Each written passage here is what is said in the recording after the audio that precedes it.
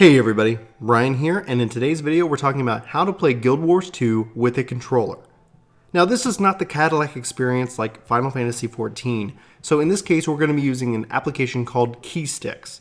The requirements for Keysticks are obviously Windows XP up through 10 and 1 gig of RAM and at least 30 megabytes free of hard disk space. The link to this page is in the description of this video so you can go download the application for yourself. But here are some key pointers that I want to show you and what I'm using to make an effective playstyle for the game Guild Wars 2. So first thing to note, in the bottom right hand corner, here is the application running. This can actually run collapsed. What the application does in this case is it puts a virtual Xbox 360 keyboard for you, but any Xbox controller will work. This is just so kind of a key reference for you when you're playing the game if you don't remember what a certain button should or should not do for in and of itself. So you can see here I've got a profile loaded and you have a couple of buttons. The first button being the left one, which will actually bring up this little window. Now you can see I've got a couple of profiles. You can create new profiles, you can load which profiles. The active profile that I'm using is the World of Warcraft profile. You'll see it as P60. I recommend actually going to the download area and finding P60 to download. This is going to give you a good starter set for the game Guild Wars 2. It's going to load in a lot of these buttons for you. I tried doing this personally and manually from scratch, but only ended up with a little bit of trouble. It seemed to kind of error out on me from time to time, and so far this profile has been completely stable and I haven't really had any issues with it. The second button, edit your current profile. Downloading the World of Warcraft profile will have you obviously have to make some changes, and here's what I ended up recommending. It's mostly dealing with the D-pad. I have an offensive skill, my healing ability, I have my talk ability, and I have my defense. A is set to jump, X is set to your first skill, Y is set to your second skill, B is set to your third skill, then you have fourth skill and fifth skill on your bumpers, left trigger acting as a left click, right trigger is acting as a right click. Basically your right stick is acting as your mouse, and then your left stick is acting as your ability to move through, tab, escape, etc. So to edit any of these buttons, like talk for example, select the button, click edit, and then it's going to show it listed here as well. So whenever it's undirected down, it's going to release the J key. I'm going to go ahead and delete that just for an example to show you that you can have multiple things happening at the same time, whether it's directed or it's undirected.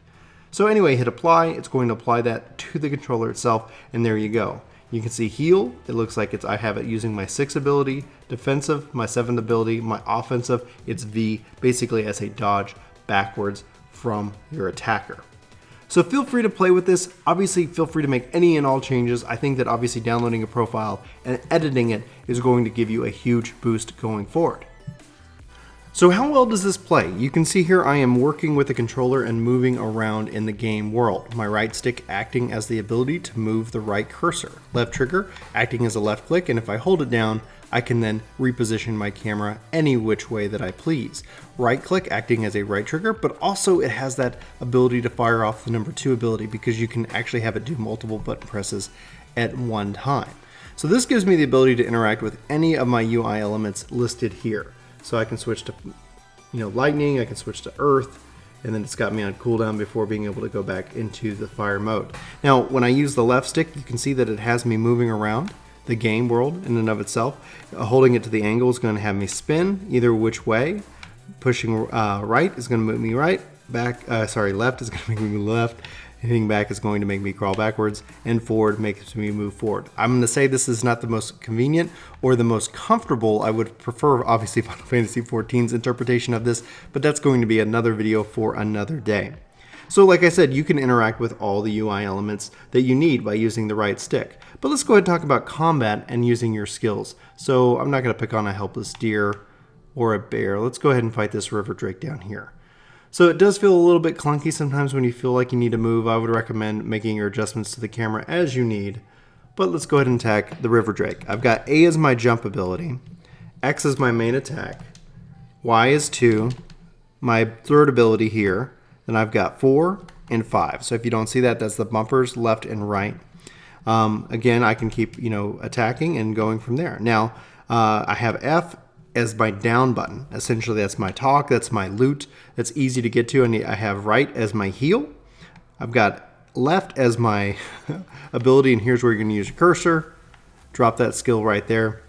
And then up as a dodge backwards as needed. That's pretty much the set control scheme. That's pretty much what I have to offer. Now, what does this value get you? What do you have with this system, and why should you use a controller when playing Guild Wars 2? Well, easily enough, it's about comfort. It's not necessarily about efficiency. You can see it's a little bit clunky when I want to move left and right, as I have to pause and stop and move the camera in and of itself. But this gives me the ability to kind of relax back, to lean back and really kind of play the game. With Guild Wars 2, the fact that you have several skills, but not too many. Pretty much if you think of about 5 on your left-hand side, you have 5 on your right-hand side. This gives you a lot of flexibility. Then you have your main menu up here. So using the mouse cursor ends up working very well with this game and how it progresses and how it goes from there. It looks like somebody is messaging me. What's up, Mike? If you're watching this video later, that's awesome. Jump also feels very comfortable. But anyway, guys, if you have any questions, sound off in the comments below. I don't know if this is going to work for you, but the reason I went with type keys is because I've used Joy to Key before and it's ended up messing up my computer. I'm not saying that it was anything that they did wrong. I just remember having a very bad experience, but I'm really happy I found this application to give me at least the best interpretation of a controller and this game as possible.